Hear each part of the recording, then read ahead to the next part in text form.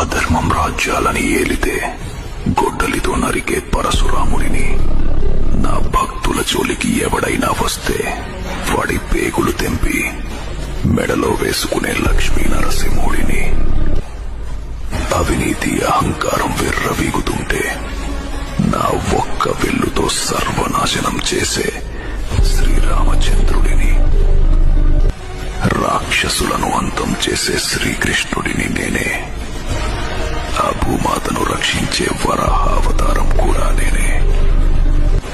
నేనే శివుడిని, నేనే బ్రహ్మాని, అన్ని లోకాల్లో నేనే, ప్రతి అణువులోనూ నేనే.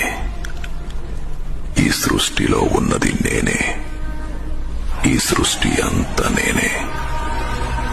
రాక్షసులను, అధర్మాన్ని అణచివేయడానికి ప్రతి యుగానికి ఒక అవతారాన్ని ఎత్తే వైకుంఠ నాయకుడిని, 10,000 పడగలు ఉన్న ఆదిశేషుడి పైన నిద్రించే సాక్షాత్తు శ్రీనారాయణుడిని